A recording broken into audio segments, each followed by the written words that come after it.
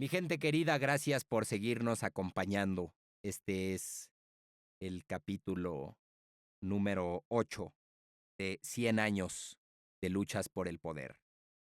Aquí valdría la pena que les presente a un personaje. Ese personaje se llama Mike y es mi hermano y me está ayudando a grabar todo esto porque de profesión es productor y músico. Gracias y aplauso a Mike. Bueno, ¿qué ha pasado entonces otra vez para no perder la costumbre en el pasado inmediato, al menos, de la historia política en México, del punto al que vamos ahorita? Hablamos del sexenio de Díaz Ordaz, un sexenio de profunda y descarada represión en el que pasó el evento más descriptivo de esa represión es la represión estudiantil de 1968. Y luego tenemos de presidente a Luis Echeverría. Y Echeverría es todavía más represor. Fue todavía más represor que Díaz Ordaz. Echeverría tuvo su momento estelar en términos de represión. Fue en junio del 71 durante la matanza, la masacre de Corpus Christi, la de Jueves de Corpus, el famoso halconazo.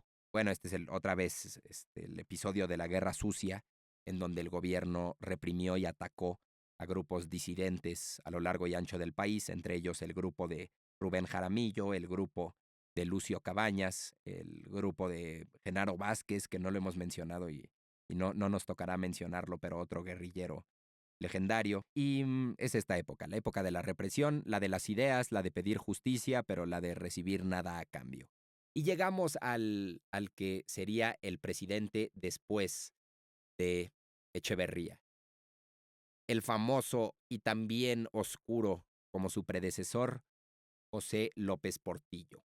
Para entender a López Portillo, no quiero que platiquemos de López Portillo, quiero que platiquemos de alguien más.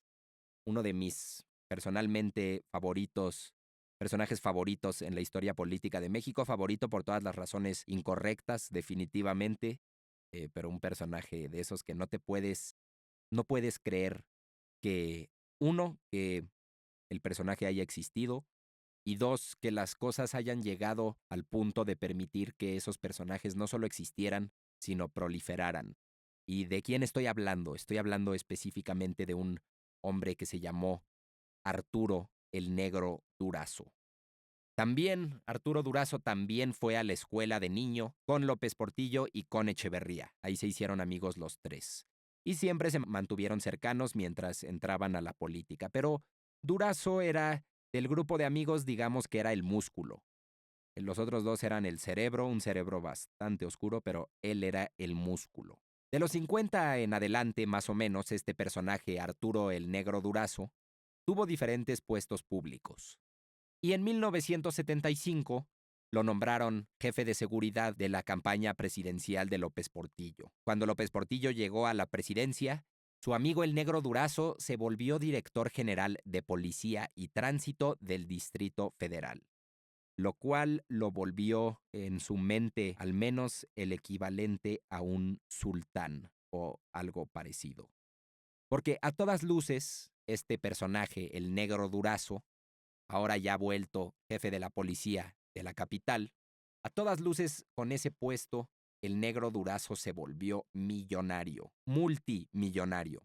Tenía una mansión gigante con galgódromo, con caballerizas, con canchas de tenis, con un antro a las afueras del DF, en el Ajusco, pero su propiedad más emblemática es otra. El jefe de la policía se mandó a construir en Zihuatanejo una mansión que era una réplica del Partenón de Atenas, el templo sagrado de la antigüedad griega. Esto lo hizo en Zihuatanejo, se le llama el Partenón del Negro Durazo. En el Partenón había un lago interior, estatuas de mármol por todos lados, de esas todas griegas, todas desnudas, ese tipo de estatuas, helipuerto, caballerizas, comedores gigantes. Se supone que lo construyeron, que Durazo se lo mandó a construir otra vez siendo jefe de la policía del DF, que se mandó a construir esta mansión gigante usando a policías de la capital como albañiles, se supone. Y también se supone que Durazo se ponía unas fiestas legendarias en el Partenón de Zihuatanejo, acompañado de la élite política mexicana. Además de que se volvió multimillonario, de que era muy cercano al presidente y en general a la élite, a Durazo también lo acusan de cosas totalmente oscuras. Primero, parece que continuó, a todas luces parece que continuó con la represión de la Guerra Sucia, nada más que él en la Ciudad de México. Se dice que usó el hotel La Posada del Sol en la capital como centro clandestino de tortura y parece que ahí ordenaba y mandaba a torturar incontables estudiantes, disidentes y otros que le eran incómodos.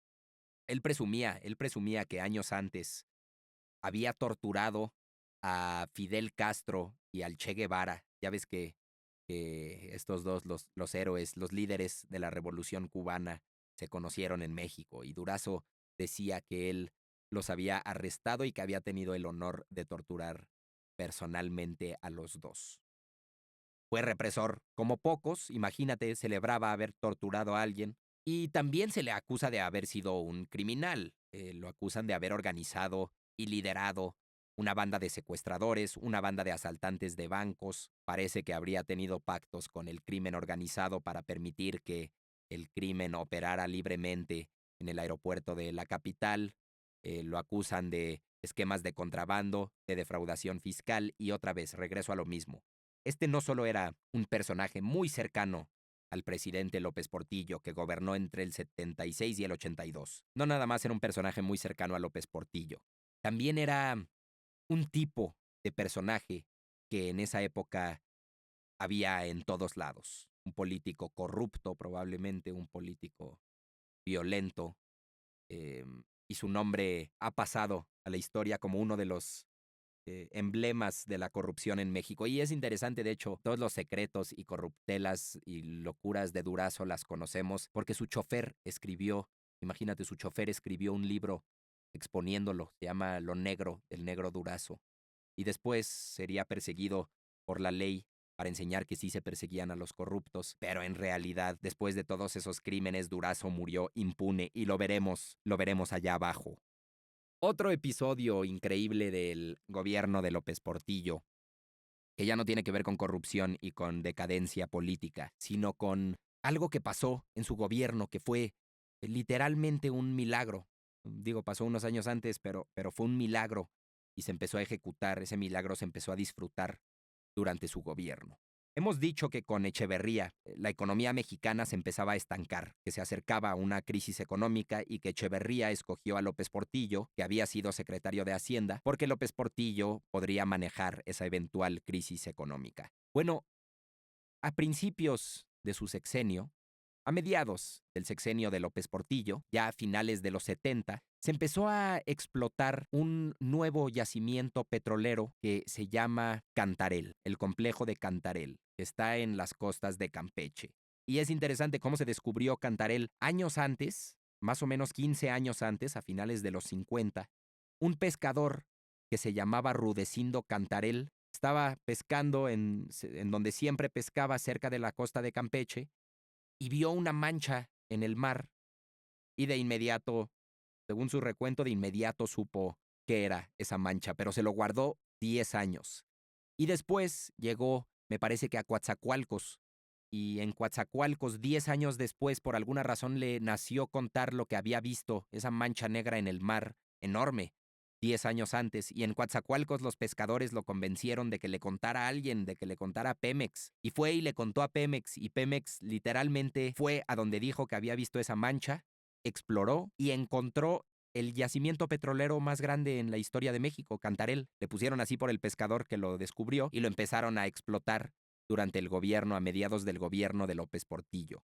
A Cantarell, por cierto, lo premiaron, y no me estás viendo, pero estoy haciendo comillas, lo premiaron entre comillas, porque le dieron un empleo en Pemex, mal pagado en el área de mantenimiento, y ese fue su premio por haber descubierto el complejo petrolero más grande en la historia de México. Bueno, ese complejo petrolero se empezó a explotar a mediados del sexenio de López Portillo y México, que a todas luces parecía que iba muy bien encaminado a una crisis económica, se salvó. Estuvo cerca, pero se salvó. Además, por problemas a los que no da tiempo meternos en el Medio Oriente, los países productores de petróleo, los famosos, esta famosa alianza conocida como la OPEP, dejó de vender petróleo al resto del mundo, hizo un embargo y dejó de vender petróleo. Los países árabes petroleros son de los mayores productores en todo el mundo. Entonces, de repente, el gobierno de López Portillo tenía una enorme cantidad de petróleo que no tenía antes, y ese petróleo, como los países petroleros no estaban vendiendo, el petróleo de México valía muchísimo más. Entonces López Portillo, viendo que México había evitado una crisis, pensó que era momento de bonanza económica y empezó a gastar hasta lo que no tenía, hasta los calzones los gastó y billeteó por todos lados. La economía mexicana durante 2 años, 3 años se petrolizó y empezó a basarse básicamente en el petróleo más que en cualquier otra cosa. México puso todos sus huevos en una sola canasta y de repente pues los países petroleros regresaron a vender petróleo. Esto ya más o menos en 1981. Los países petroleros regresaron a vender petróleo, se volvió a establecer el precio del crudo, y eso, en lo que México había puesto todas sus esperanzas, ese único producto, empezó a valer mucho, mucho, mucho menos. A finales del sexenio de López Portillo, por esta razón y otras, México ahora sí cayó en una crisis económica severa. Además, el gobierno decidió endeudarse y con esa deuda y con la economía tan petrolizada y con el petróleo valiendo menos de lo que valía antes, crisis brutal. Para la elección del 82, una elección que se daría en un contexto apocalíptico por la crisis económica causada por el gobierno de López Portillo, para el 82 el PRI escogió como su candidato al que entonces era secretario de Programación y Presupuesto, Miguel de la Madrid. El régimen no iba a soltar el poder, pero tenía que organizar elecciones que no parecieran fraudulentas como sí habían parecido las de los años anteriores. Se registraron, por primera vez yo creo en todos los tiempos, 6 candidatos se registraron a la contienda presidencial. Hubo algo de competencia, pero a mediados de 1982, en las elecciones ganó Miguel de la Madrid. Ganó con cerca del 70% de los votos. Otra vez, en realidad, no hubo competencia y no hubo nada que se le pareciera a la competencia más allá de la finta.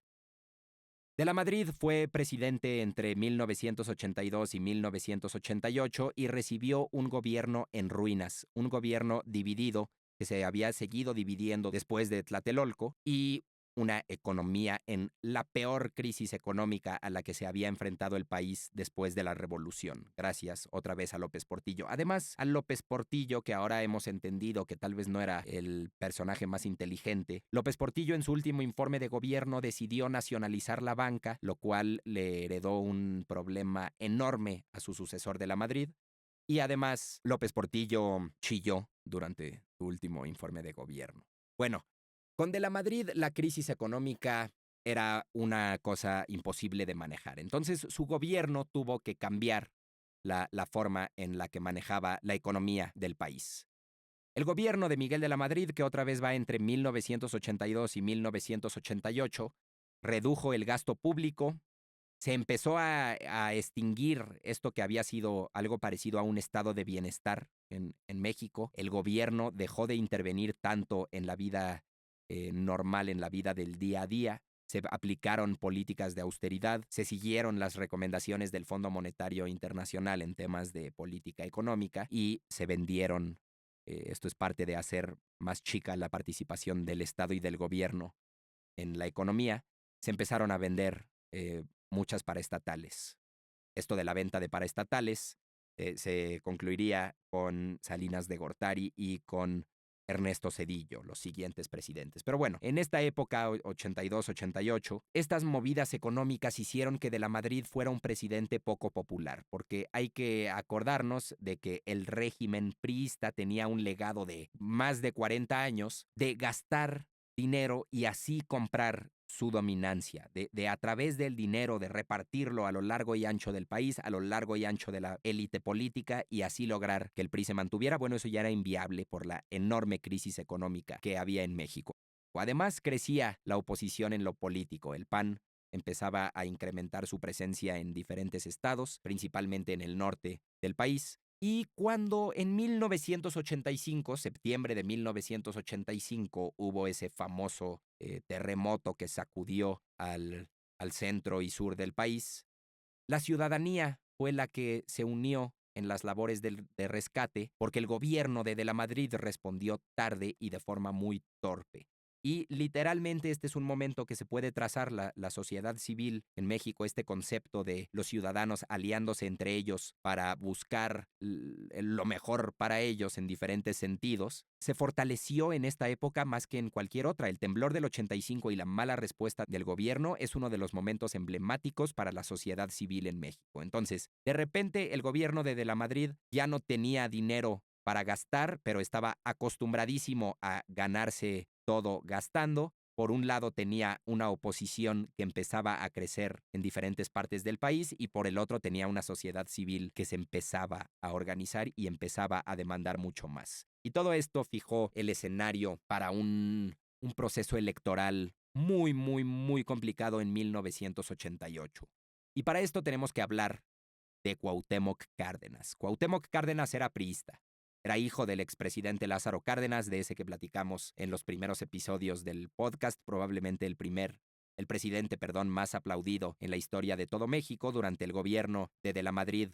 Cuauhtémoc, hijo de Lázaro, fue gobernador de Michoacán. Y en los 80, él, Cuauhtémoc Cárdenas y otros priistas importantes fundaron algo que se llamaba la Corriente Democrática. Era un grupo adentro del PRI que, entre otras cosas, proponía democratizar el partido, terminar con la tradición del dedazo, de la que hemos platicado, y lograr que el candidato priista de las elecciones de 1988 se escogiera de forma democrática. Esto es lo que pedían Cárdenas, sus aliados y su grupo, la Corriente Democrática.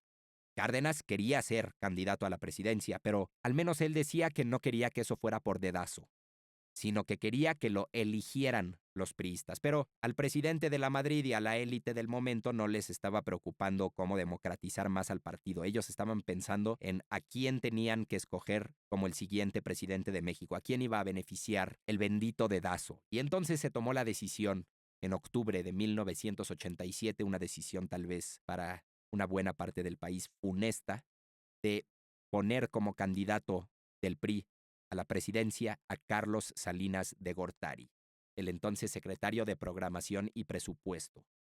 Salinas de Gortari representaba al grupo de los tecnócratas, de los priistas tecnócratas. Eran priistas jóvenes que habían estudiado carreras y que después habían estudiado maestrías y doctorados en algunas de las universidades más importantes del mundo, la mayoría en Estados Unidos. Salinas había estudiado en Harvard. Y este grupo, el de los tecnócratas, con Salinas a la cabeza, quería llegar al poder. Eran gente que estaba de acuerdo con las políticas económicas del gobierno de la Madrid, algo a lo que se le llama muy frecuentemente y todos los días en nuestro país el neoliberalismo. De la Madrid es el primer presidente neoliberal, y Carlos Salinas de Gortari era tal vez todavía más neoliberal que de la Madrid. Cárdenas y los políticos del Frente Democrático se enojaron cuando escogieron a Salinas de Gortari como el candidato del PRI a la presidencia, y Cárdenas y los suyos abandonaron el PRI. Con las elecciones del 88 en la mira, Cuauhtémoc Cárdenas y su gente fundaron el Frente Democrático Nacional. El FDN era mitad partido y mitad movimiento social. El FDN agrupaba a diferentes partidos de izquierda, a diferentes organizaciones de izquierda, y de inmediato tuvo mucho, mucho éxito. Empezó a existir un genuino entusiasmo entre la sociedad. Cárdenas era un candidato muy popular, el FDN tenía mucha fuerza y algunos pensaban que por primera vez el PRI podría perder el poder en las elecciones del 88.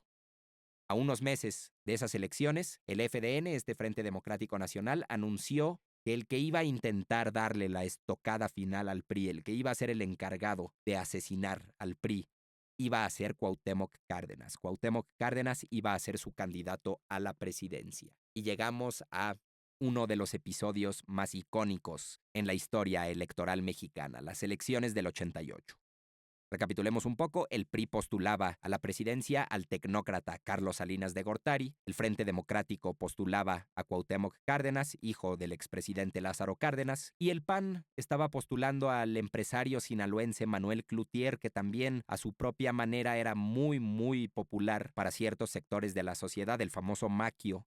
Se desarrollaron entonces las campañas. Cloutier, el candidato del PAN, Maquio, empezó a ganar simpatías principalmente en el norte del país, y la figura de Cárdenas y el Frente Democrático Nacional empezó a generar un entusiasmo verdadero en muchos sectores de la sociedad. Muchos mexicanos ya estaban cansados del PRI. El PRI no tenía dinero, los mexicanos estaban enojados por la crisis económica, había una oposición real, había una sociedad civil real, el PRI estaba desacreditado después de 3 décadas de guerra sucia, el país estaba en caos, el autoritarismo y la represión con todo lo que daba, y cuando te lo ponen así, pues pensarías que no había forma de que el PRI ganara las elecciones, pero pequeño detalle, a diferencia de hoy, quien hace las elecciones, quien organiza las elecciones es un organismo autónomo como el INE, que tendrá sus deficiencias y ese será otro tema, pero al menos es un organismo autónomo. En ese entonces, quien organizaba las elecciones era el gobierno a través de la Secretaría de Gobernación. Entonces, muchos expertos todavía predecían que iba a ganar el PRI, porque se iba a ingeniar, y aquí estoy guiñando el ojo, se iba a ingeniar la manera de conseguir la victoria. Pero eso no le importó a los millones de mexicanos que salieron a votar el 6 de julio de 1988. Muchos de ellos antojándose que el PRI podría morir ese mismo día. Desde muy temprano, la jornada electoral registró hostilidades e irregularidades, la oposición denunció y acusó robo de urnas, mal manejo en diferentes casillas desde muy temprano en el día. Pero el día empezó a avanzar. ¿Y qué pasó mientras avanzaba el día y maduraba la jornada electoral? Los resultados preliminares empezaron a revelar una verdad oscura e inquietante para el régimen. Iba ganando Cuauhtémoc Cárdenas, el candidato opositor del FDN. El régimen priista por un momento estuvo al borde del abismo. Se suponía, el plan era, que esa tarde saldrían los resultados iniciales, las primeras estimaciones de cómo iban los votos. Y nadie sabrá lo que pasó en las altas esferas del poder en ese momento más allá de las personas cercanas, verdaderamente cercanas al evento. Hay que imaginarnos, yo creo, a un presidente de la Madrid nervioso en su oficina. No sé si fumaba, pero si sí fumaba seguramente se echó 3 cajetillas ese día. Su secretario de Gobernación, Manuel Bartlett, pálido, sudando, el candidato priista Salinas de Gortari, yendo de un lado a otro en el cuarto, todos pensando lo mismo, vamos a perder, y en una de esas vamos a acabar tras las rejas. Vamos a perder y se va a haber perdido todo. Vamos a ser los primeros priistas que perdieron la presidencia de México y así pasaremos a la historia. Bueno, al menos esa es mi estimación. Cuéntame qué piensas tú. Lo que sí se sabe es que cerca de las 5 de la tarde de ese día, el programa de resultados preliminares que estaba contando los votos dejó de funcionar. Cárdenas iba ganando, seguía ganando, el PRI agonizaba y de repente, de forma fulminante, así, se cayó el sistema. El sistema que contaba los votos dejó de enseñar resultados. Se apagó. Nadie entendía qué pasaba, evidentemente, al mero principio. El plan era empezar a divulgar resultados cerca de las 7 de la tarde de ese día, pero eso no pasó. Y eventualmente los dirigentes de los partidos de oposición se dieron cuenta de que había algo raro ahí. Reclamaron a la Comisión Federal Electoral y en una mesa de diálogo entre altos funcionarios de todos los partidos y el entonces secretario de Gobernación, Manuel Bartlett, el término "se cayó el sistema" se acuñó por primera vez. El que primero lo dijo fue el panista Diego Fernández de Ceballos, el famoso jefe Diego, que será importante después. Y él, en esta mesa de diálogo entre los líderes de los partidos y el secretario de Gobernación Bartlett, reclamó y dijo, se cayó el sistema, pero dijo, se cayó con doble L. Inicialmente era cayó de callarse. Hoy en día sabemos que se cayó de caerse, pero en el primer momento se le bautizó así. El presidente y el secretario de Gobernación se reunieron de emergencia, hubo caos entre la clase política, nadie sabía por qué no aparecían los resultados, pero ya se lo sospechaban, ya se sospechaban el por qué, y los candidatos de oposición se volvieron a reunir más tarde con el secretario de Gobernación para denunciar y para pedir explicaciones. Sus simpatizantes se movilizaron en diferentes partes del país, empezaron marchas y todos presentían, todos al mismo tiempo sentían que acababan de ser testigos de un fraude electoral. El sistema estuvo callado por 6 horas seguidas. Y cuando se restableció el servicio de conteo en la noche, cuando volvió a funcionar el sistema que enseñaba cuántos votos llevaba cada quien, Cuauhtémoc Cárdenas ya no iba ganando.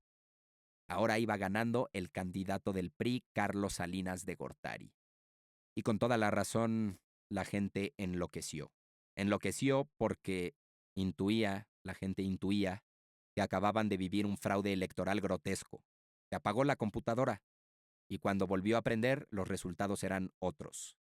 Pero no importó, el escándalo y el enloquecimiento de la gente no importó. El golpe ya lo había dado el régimen.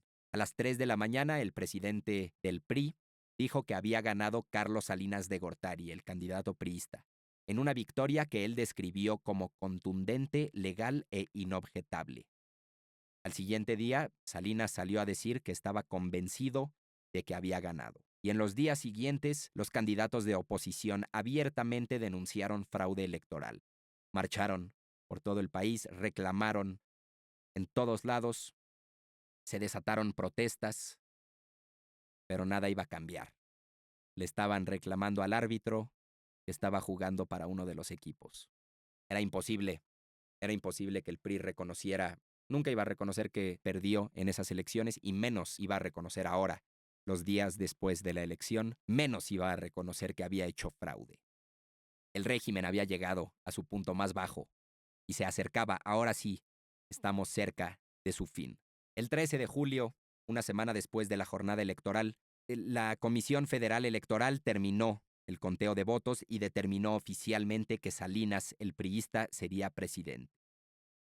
Las protestas por todo el país no tuvieron ningún efecto.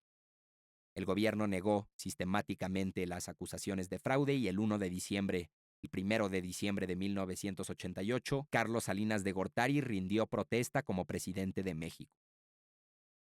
Ahora desde lejos se puede ver el supuesto fraude electoral como el último clavo, tal vez, en el ataúd del PRI. Pero se venían momentos todavía más interesantes. Faltaba todavía 2 gobiernos priistas. En mayo de 1989, el FDN, que había postulado a Cuauhtémoc Cárdenas, se convirtió en el PRD, que de inmediato se estableció como el mayor partido de oposición de la izquierda en México. En los 90, el PRD le daría sus batallas al PRI, y de ahí saldrían muchos de los políticos más famosos del México actual, entre ellos el presidente. También en el 89, en octubre, el candidato del PAN, Manuel Cloutier, el candidato del 88, murió en un accidente automovilístico, en un accidente de coche en una carretera en Sinaloa. Y para muchos, para los conspiranoicos, y tal vez para los pragmáticos y no tan conspiranoicos, fue un evento sospechoso. Cloutier había seguido protestando por el percibido fraude electoral del priismo, ese y otros que se habían seguido dando después, y se había vuelto muy incómodo para el gobierno. Según investigaciones periodísticas, el tramo carretero del lugar del accidente lo arreglaron rapidísimo, eliminaron las huellas, las evidencias de lo que habían pasado, entraron y limpiaron luego. La muerte de Cloutier hoy se entiende como un accidente, pero fue un evento trágico en 1989 que fija el escenario para el que posiblemente ha sido el proceso electoral más violento, más salvaje, más oscuro, más accidentado y más épico de la historia reciente de México. 1994. ¿Qué hubiera pasado? Esas grandes preguntas del México actual. ¿Qué hubiera pasado si hubiera ganado Cárdenas, si le hubieran dado el triunfo a Cuauhtémoc Cárdenas y el PRI hubiera soltado el poder en 1988? ¿Qué hubiera pasado? ¿Qué hubiera pasado si hubiera ganado López Obrador en 2006? ¿Qué hubiera pasado si hubiera ganado Cuauhtémoc Cárdenas en el 88? Tendríamos un país diferente, probablemente. Para bien o para mal, no estoy seguro. Pero tal vez hubiéramos recibido a esos políticos en sus mejores versiones como políticos, o al menos más jóvenes, con frescura, ideas y mucha legitimidad popular también para respaldarlos, algo que los dos tendrán en realidad para siempre. ¿Cómo hubiera sido México? Imaginémonos ese futuro em, que nunca conoceremos, pero este es uno de los episodios en donde no queda otra cosa que preguntarse qué pudo haber sido de este país. Muchas gracias, nos vemos en el próximo capítulo. Gracias.